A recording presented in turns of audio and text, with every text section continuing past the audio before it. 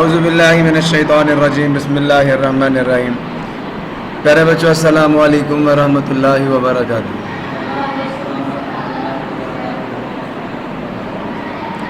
Rabbi इश्रह ली सदरी व यस्सिर ली अमरी वहलुल उक़दतम मिन लिसानी यफ़क़हू क़ौली। Rabbi ज़िदनी इल्मा rabbi ज़िदनी इल्मा rabbi ज़िदनी इल्मा। अल्लाहुम्मा इन्नी अस्अलुका इल्मन नाफ़िअ व रिज़्क़न तय्यिबा व अमलन मुतक़ब्बला। अल्लाहुम्मा अल्लिमनी अल-किताब वल हिसाब। अल्लाहुम्मा ज़क्किरनी मिन्हु मा नसीतु व अल्लिमनी मिन्हु मा जहिलतु। अल्लाहुम्मा ख़ुज़ बियदिक। प्यारे बच्चों, आज हम लोग chemistry 10th class chapter number 2, chapter का नाम एसिड्स बेसिस एंड सॉल्ट्स, और लेक्चर नंबर हमारा जी 9 है। हम स्टार्ट करते हैं इसको अल्लाह का नाम लेकर। प्रीवियस लेक्चर में हम लोगों ने क्या किया था?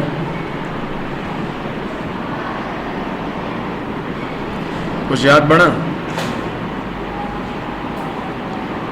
ब्रैकेट्स को क्या पड़ेगी?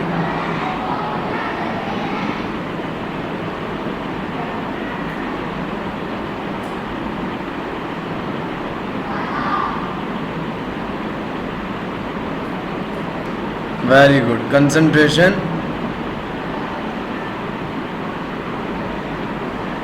Of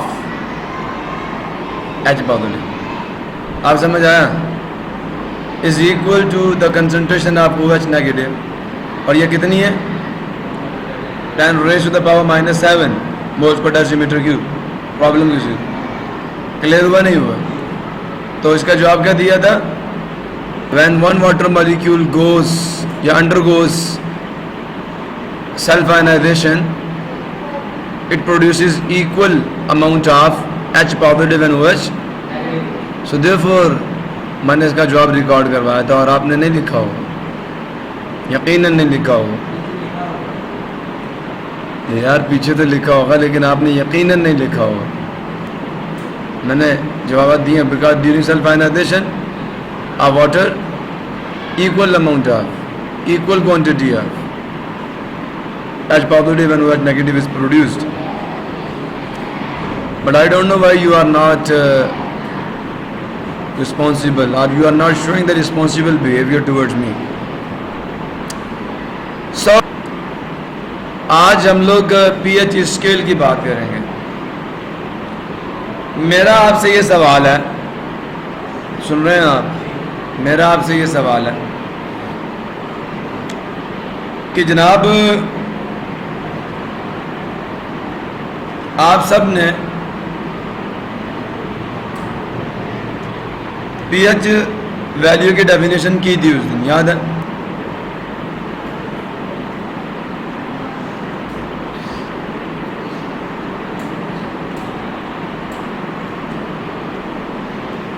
ji, pH is equal to negative log of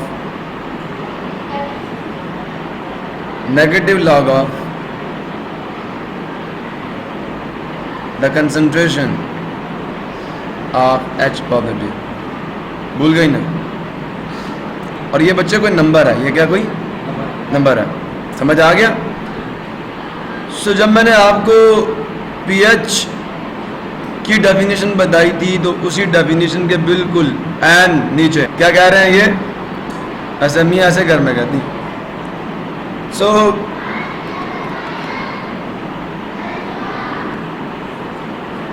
बेटा pH स्केल की जो आपकी डेफिनेशन लिखी हुई है इसके बिल्कुल एन नीचे यहाँ देखें क्या लिखा हुआ? With reference to this equation. ठीक है, इस इक्वेशन के हवाले से, मसाबात के हवाले से, या डिपेंडिंग अपॉन दिस इक्वेशन और the mathematical definition of pH value, scale develop. सब समझ आया? According to the molar concentration of H positive ions, and that is called what? That is called the pH scale. तो अगर आप इसको define करें pH scale को तो कैसे करेंगे जनाब? pH स्केल की डेफिनेशन क्या होगी? बेटा आप ये भी कह सकते हैं scale that is developed on the basis of following equation जो लिखी हुई है, pH is equal to the negative log of the concentration of H positive ion is called what that is called the pH। एक और definition है कि numbered scale, कौन सा स्केल, कौन सा scale, numbered scale from 0 to 14, कहाँ से स्टार्ट होता है, कहाँ तक जाता है और कहाँ इस्तेमाल होता है, which is use to describe the concentration of H positive ions in a solution. ये मकसद है इसका। रेंज क्या है इसकी, फ्रॉम 0 to 14 इस्तेमाल होता है H पॉजिटिव आयन के कंसंट्रेशन को किसी सोल्यूशन में बयान करने के लिए, मालूम करने, डिटरमाइन भी कह सकते, use to determine the concentration of H positive ions in a solution is called pH। बोलिए pH स्केल। प्रॉब्लम किसी को? अब जी आपके सामने स्केल बना हुआ आपको नज़र भी आ रहा है और मैंने बताया था इन दोनों का सम कितना आएगा, 14 ही आएगा, याद है। नेक्स्ट जी आपके लिए एक चीज़ छोड़ी थी कि अनरिफाइंड,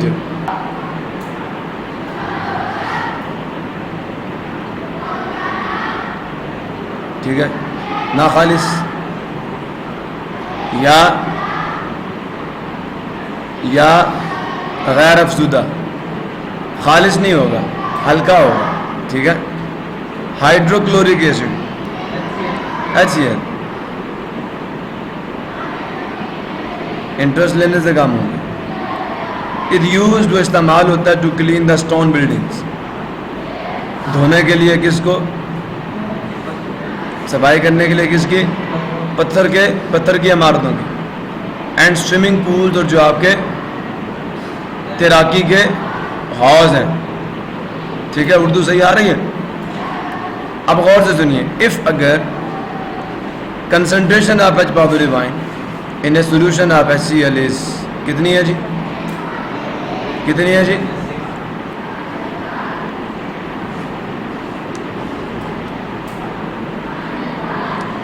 इस स्टेटमेंट का मैथमेटिकल मीनिंग क्या है आज में? This is a numerical.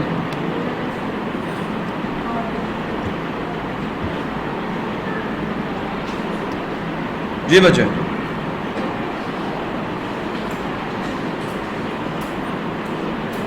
क्या मैथमेटिकल? हाँ,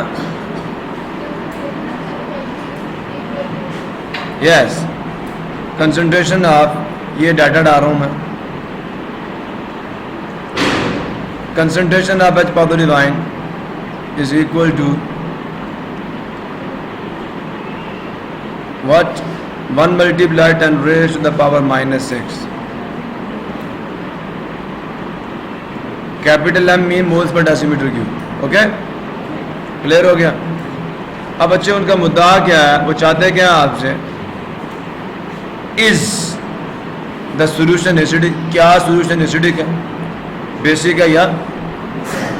अब मुझे आप ये बताएं, अभी आपने पीछे pH स्केल की डेफिनेशन पढ़ ली है, हाँ, तो आपको जब H पॉजिटिव आयन के कंसंट्रेशन पता है, सुन रहे हो या नहीं सुन रहे? जब आपको H पॉजिटिव आयन के कंसंट्रेशन पता है तो एक, या तो आप उसे न्यूट्रल से कंपेयर कर लें, सुन रहे हैं, तो अगर तो न्यूट्रल से ये कम हो गई तो फिर सोल्यूशन क्या हो जाएगा, बेसिक, बेसिक, न्यूट्रल से कम हो गई। न्यूट्रल सॉल्यूशन में जो concentration of H positive ion होती है कितनी होती है, 10 raised to the power minus 7। Concentration पूछ रहा हूँ, pH वैल्यू नहीं पूछ रहा। तो H पॉजिटिव आयन के कंसंट्रेशन जो आपका न्यूट्रल सॉल्यूशन होता है उसके अंदर कितनी होती है, 10 raised to the power minus 7। और मैंने कहा था अगर पावर मोर नेगेटिव हो गई, -8 -9, तो कंसंट्रेशन कम हो रही है। तो जब कंसंट्रेशन कम हो जाएगी तो सोल्यूशन बेसिक हो जाएगा। और अगर कंसंट्रेशन क्या हो जाए, बढ़ जाए, -6 -5 -4, है ना? नहीं? अच्छा, तो फिर क्या है वो बता दें।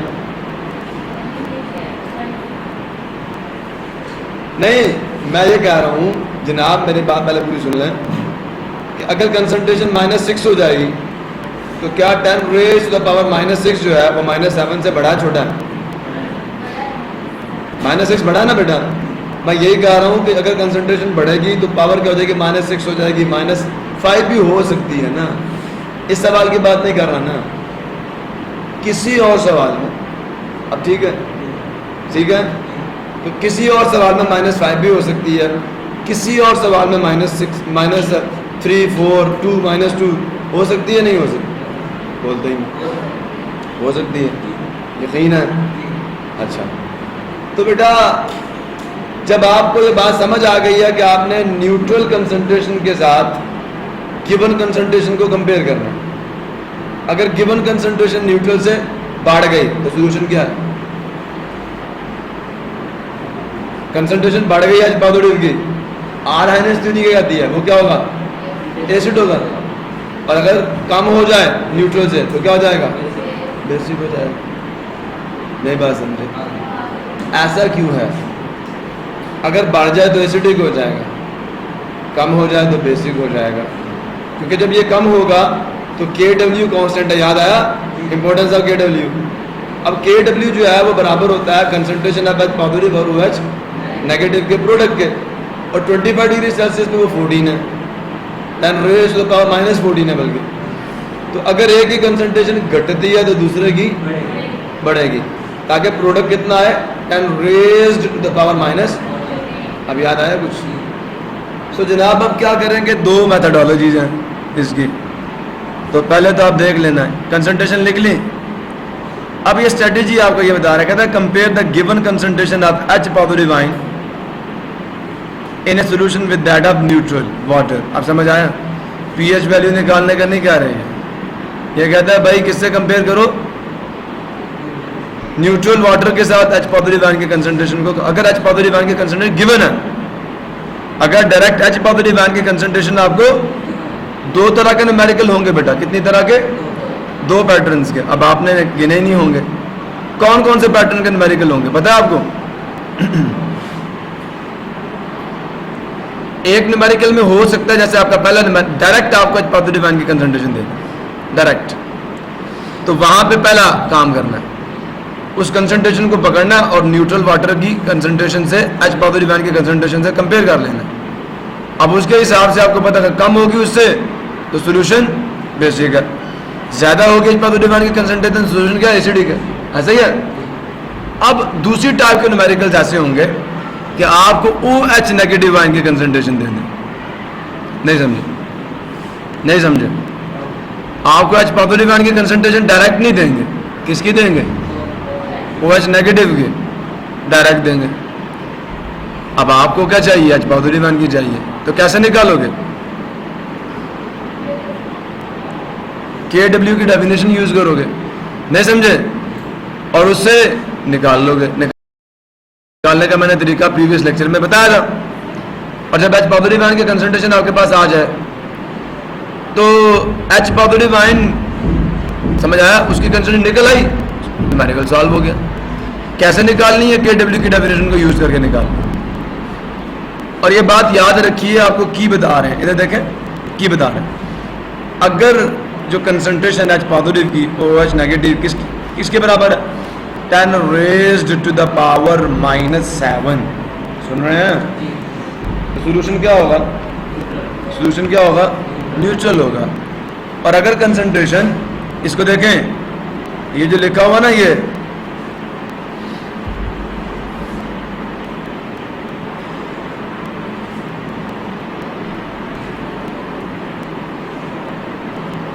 जो लिखा हुआ है ये गिवन है। अब अगर given concentration 10 raised to the power -7 से क्या हो जाए? बड़ी हो जाए, गिवन जो है, तो सोल्यूशन क्या हो जाएगा? और अगर कम हो जाए, सारा कुछ तो लिखा हुआ है, अब भी न्यूमेरिकल समझ नहीं आया, प्रॉब्लम सॉल्विंग स्ट्रेटेजी समझते हैं ना, तो न्यूमेरिकल सॉल्व होता है या ना होता? हाँ, यस, यू कैन। हाँ भाई, अच्छा बेटा, तो सोल्यूशन इसका कैसे निकालना है ये देखें, मैं कर दूं सोल्यूशन भी इसका, ये ले, ये दे दिया। अब सोल्यूशन लिखेंगे हम लोग।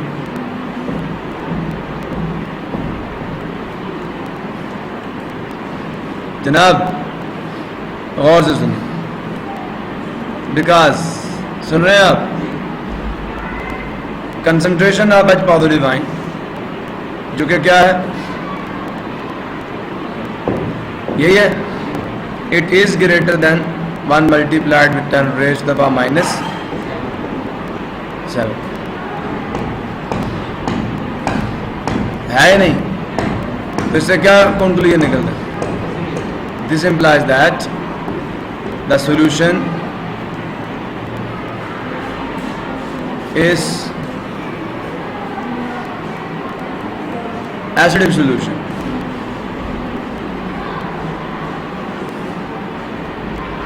मसला किसी को क्लियर? सो नेक्स्ट प्रॉब्लम है बेटा आपका solution of sodium hydroxide. This is sodium hydroxide, NaOH. is commonly used as a drain cleaner. ठीक है? If the concentration of what? OH negative. सुन रहे हो? In a solution is 10 raised to the power -5 is the solution, is the acidic, basic or neutral. यहाँ तक तो मेरे ख्याल में क्लियर बड़ी आसानी से हो गया। अब यहाँ हम लोग क्या करेंगे? डाटा लिखेंगे।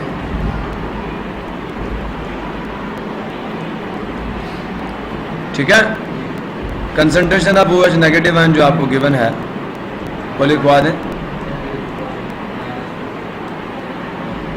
हमें तो इसका पता होना चाहिए ना, H पॉजिटिव आयन की कंसंट्रेशन। तो H पॉजिटिव आयन की कंसंट्रेशन हमने फाइंड करनी है। सॉल्यूशन तो यहाँ पे हम लोग क्या करेंगे? बिकॉज वी नो दैट, ऐसा ही है, eight 25 degrees Celsius the product of the concentration of H positive ion and OH negative ion is equal to 10 raised to the power -14. This implies that H positive ion की concentration तो वैसे ही रहेगी, OH negative ion की concentration की जगह पे 1 multiply 10 raised to the power -5 आ गए, -14. Okay? अब बेटा -5 को मैंने यहाँ पे 1 बनाना है, तो किससे मल्टीप्लाई करूंगा? दोनों साइडों को 10 raised to the power +5 से। समझे नहीं समझे? So multiplying both sides with 10 raised to the power +5 multiplied with 10 raised to the power -5 multiplied with the concentration of H positive ion, and this is equal to 10 raised to the power -14 multiplied with 10 raised to the power +5. Basis same powers add, ये 1 हो गया, ऐसा ही है ना?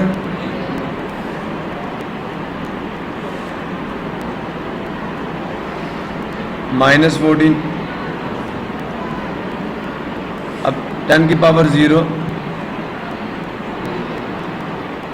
क्या result इसका? -9, और ये क्या? 10 raised to the power 0 is 1.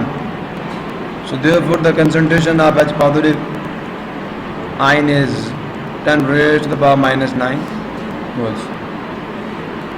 No, because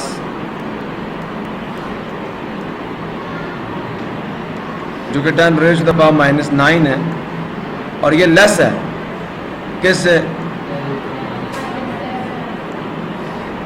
So this implies that solution is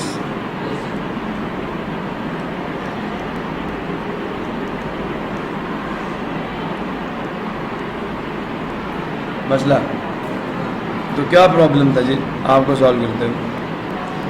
अब वो कहेंगे नहीं सर मसला इधर नहीं था, आपको गलत फहमी हुई है। मसला तो असल में हमें सेल्फ असेसमेंट एक्सरसाइज में था, आपको गलत फहमी हुई है क्योंकि अब ये हो गया ना। ठीक है? अब मैं ज़रा आप यहाँ पे भी कान ठीक करता हूँ, मुझे बताएं, सॉफ्ट ड्रिंक है, soda water, Pepsi, Coca Cola, Sprite, तो तो जनाब कह रहे हैं soft drink have the concentration of H positive ion equal to this. समझ आ गया? इज ड्रिंक न्यूट्रल और बेसिक? एसिडिक, न्यूट्रल और? अब मुझे बता, आपको ये बात नहीं समझ? ये न्यूमेरिकल आप नहीं कर सकते थे। कंसंट्रेशन ऑफ H पॉजिटिव, अगर आपने स्ट्रेटेजी समझी होती तो ये बात ना आती।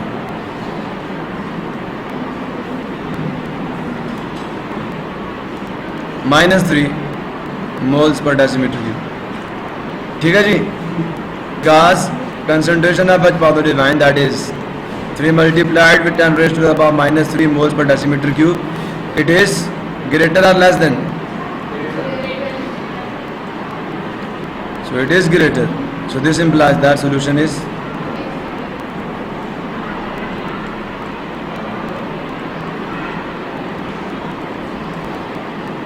पता नहीं अब आपने क्या किया है। अब दूसरा देखें, ये भी सॉल्व हो जाएगा। पता नहीं क्यों सॉल्व होता जा रहा है, दिमाग खराब हो गया इन क्वेश्चन से।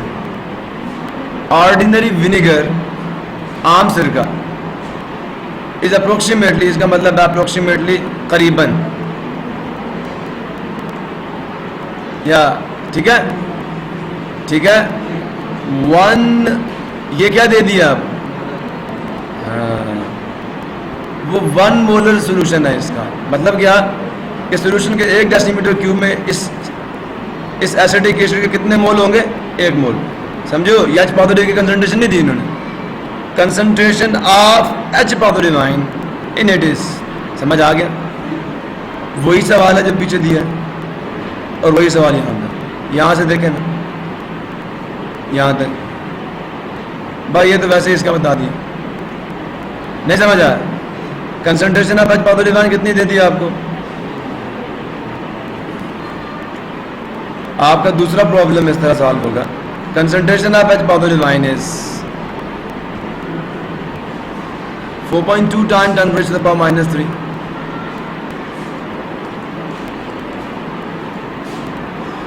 क्लियर? मैं करा रहा हूं ना आपको, आपने कहा सर कराएं आप। So concentration is implied that solution is basic ना? मैं बेसिक नहीं कह रहा ना, एसिडिक। ठीक है जी, आगे चलें। सुनो जी, आपका लास्ट क्वेश्चन है। A student determines the concentration of OH negative ion, ठीक है, ऑफ मिल्क ऑफ मैग्नीशिया। नहीं समझे? Mg OH इसकी स्क्वायर का बचा, इसकी वैलेंसी कितनी है? 2 है ना? MgOH whole 2, whole twice. ठीक है, तो होल 2 या OH होल ट्वाइस। ओके, क्योंकि इसकी वैलेंसी 2 है, इसकी 1 होती है, तो 1 हम लिखते नहीं। प्रॉब्लम तो milk of magnesia suspension of solid magnesium hydroxide, वो हमने लिख लिया। In its saturated solution, saturated solution याद है ना, जिसमें मजीद MgOH डिजॉल्व नहीं हो सकता। एंड ऑब्टेन्स ए वैल्यू, और उसको क्या वैल्यू मिली? ये किसकी वैल्यू है? समझे? OH नेगेटिव आयन के कंसंट्रेशन की वैल्यू ये मिली। Is the solution acidic, basic और neutral? Question number 3, data. Self assessment exercise कौन सी थी?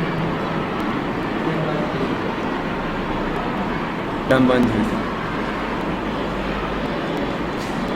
अब पता नहीं कैसे सॉल्व हो गया, मुझे भी समझ नहीं आ रही। वैसे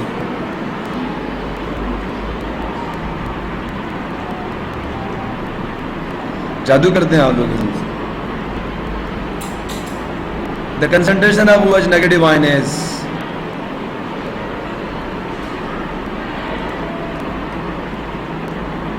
कितनी है जी?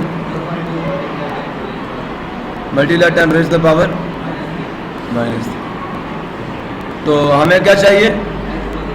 Concentration of H positive ion चाहिए। सॉल्यूशन क्या करेंगे? बिकॉज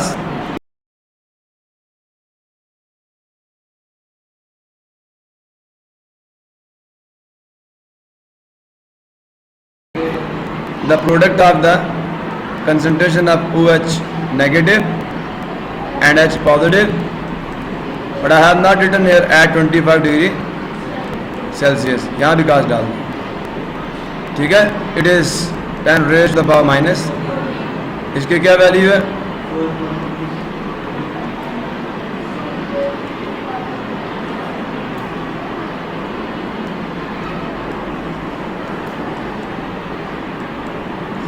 अब बेटा इस सारे को नीचे ले जाओ, कर लेंगे ना. इसको आप 1 मल्टीप्लाई भी लिख सकते हैं. ओके, तो 1 multiply with 10 raise to the power minus 14 divided by 4.2 time 10 raise to the power, sign वही रखना, पावर का -3. ये तो ऊपर जाके +3 हो जाएगा. अब 1 divided by 4.2 times 10 raise to the power -14 + 3 कितना आ गया? -11. ओके, अब मुझे बताएं ये ग्रेटर है लेस है? This implies that solution is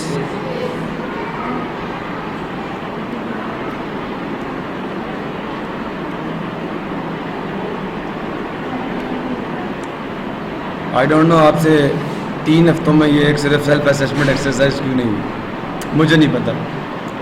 सोचिएगा, ये मैंने पहले भी सॉल्व किए थे, अपने पुराने बच्चों को मैंने सॉल्व करवाए थे. तो आज मुझे वो भी याद आते हैं साथ साथ. आपको तो करवाना ही करवाना है ना, साथ वो बच्चे भी, उनका भी रिकॉल हो जाता है. अच्छा बेटा, applications or uses the pH value. तो पीएच वैल्यू जो है इसकी कहाँ हम इसको इस्तेमाल करते हैं, इसके क्या क्या इस्तेमाल हैं. तो pH value helps the analytical chemist to create the soil conditions ideal for plant growth. आपको अगर कोई बंदा काश्तकारी करता हो, फसलें बोता हो, तो उससे पूछिएगा, उसने कोई भी फसल लगानी हो तो वो ज़मीन की मिट्टी का एक सैंपल पकड़ेगा और एग्रीकल्चरल लेबॉर्ट्री में चला जाएगा, जिसको फसल अच्छी चाहिए. वहाँ पे एक एनालिटिकल केमिस्ट बैठा हुआ होगा, वो मिट्टी को पकड़ेगा, उसका तजज़िया करेगा और तजज़िया करने के बाद आपको बताएगा जी जो फसल आपने उगानी है उसके लिए ये पीएच वैल्यू चाहिए, लिहाजा इस मिट्टी की पीएच वैल्यू उस पीएच वैल्यू तक ले जाने के लिए आपको कौन सी खाद इस्तेमाल करनी चाहिए, कौन सा केमिकल इस्तेमाल करना चाहिए. तो पीएच वैल्यू हेल्प्स. देखिए बेटे, पौधों को ना, हमारी बॉडी को अपनी वर्किंग के लिए ख़ास पीएच वैल्यू की ज़रूरत होती है. मेरी बात समझ आ रही है नहीं आ रही? अगर वो पीएच वैल्यू डिस्टर्ब हो जाए तो हमारी बॉडी अपनी वर्किंग भी कर देती है, छोड़ देती है. हमारी बॉडी बेस्ट वर्किंग देती है पीएच वैल्यू 7.6 पे, मतलब बेसिक माहौल में हमारी बॉडी अच्छा काम करती है, एसिडिक में नहीं. और हमारी सारी खुराकें क्या होती हैं? सॉफ्ट ड्रिंक्स एसिडिक हैं, तली हुई मुर्गियाँ एसिडिक हैं, बिरयानी पुलाव सारे एसिडिक हैं. हालांकि हमारी बॉडी को कौन सा इन्वायरमेंट चाहिए? बेसिक. और हम खाते सारा कुछ क्या? एसिडिक. समझ आ गया?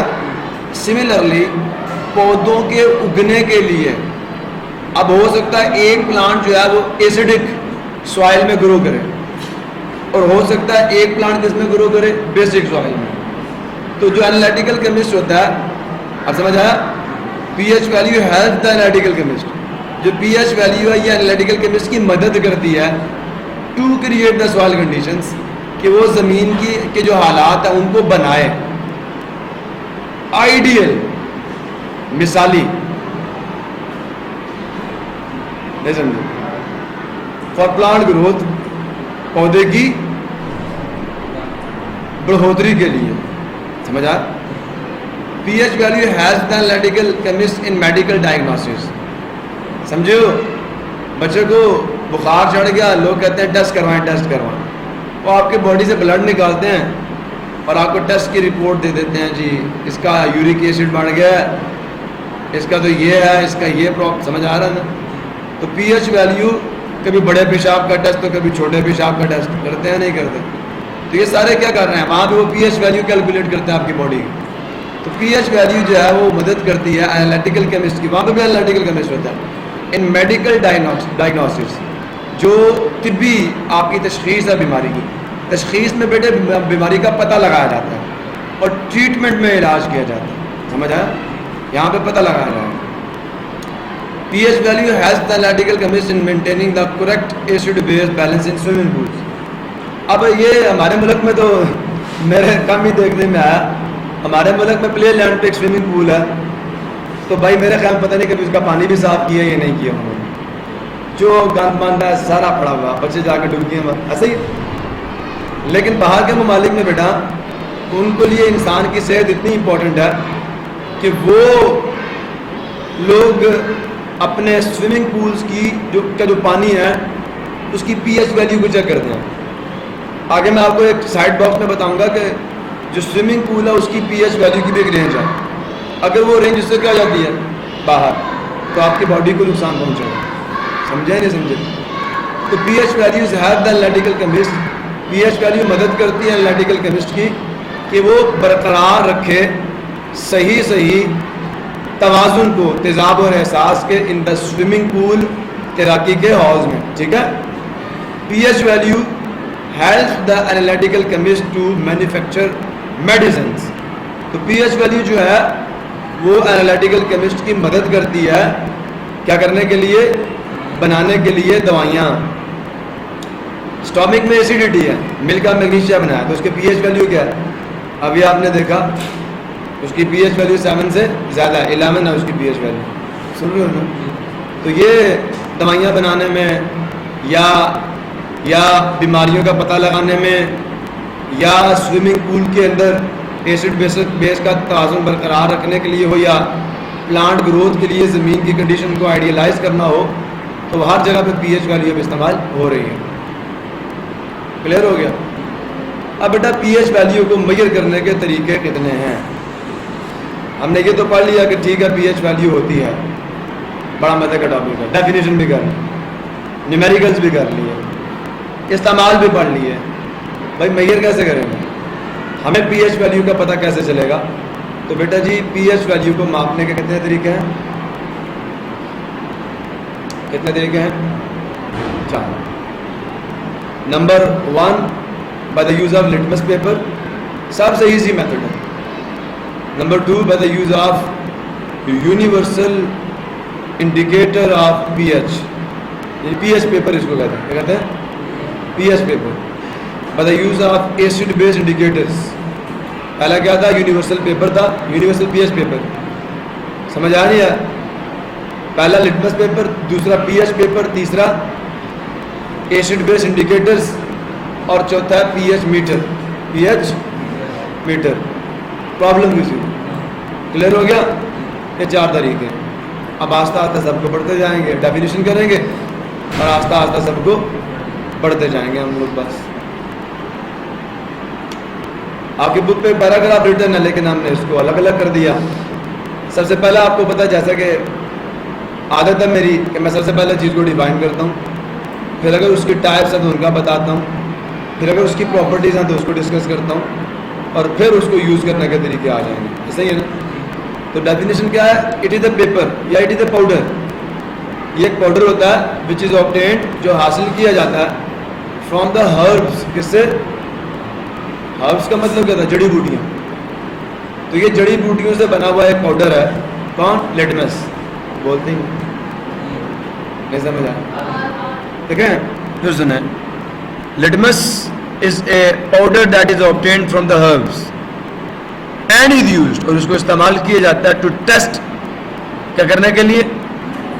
टेस्ट करने के लिए, परखने के लिए द एसिडिक और basic behaviour of a substance, किसी भी शय के तेजाबी या असासी रवैये का पता करने के लिए इसको इस्तेमाल किया जाता है। सुन रहे हो?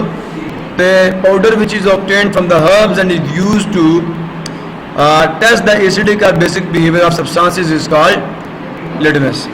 अच्छा बेटा, आपको कैसे पता चलेगा कि किसी जगह पे केमिकल रिएक्शन हुआ है?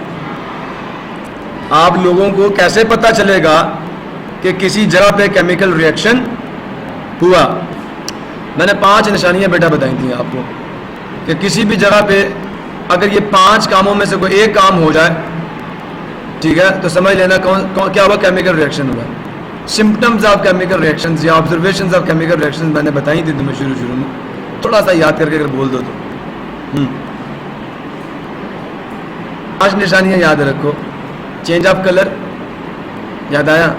Change of temperature. चेंज से 2 चीज़ें, चेंज ऑफ कलर, अब ये ना करना सर जब किसी को गुस्सा आता है तो उसका रंग लाल हो जाता है तो कलर चेंज होता है ना।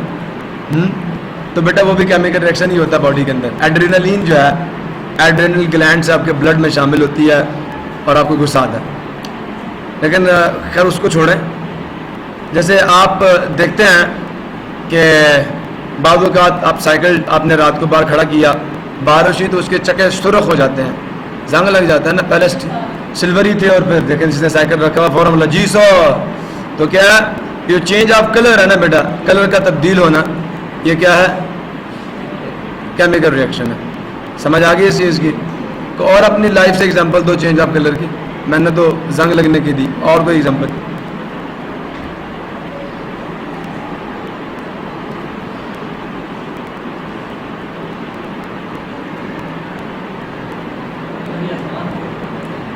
बेटा वो और चीज़ है, फिजिकल भी हो सकता है, बताऊंगा, उसका भी बताऊंगा। और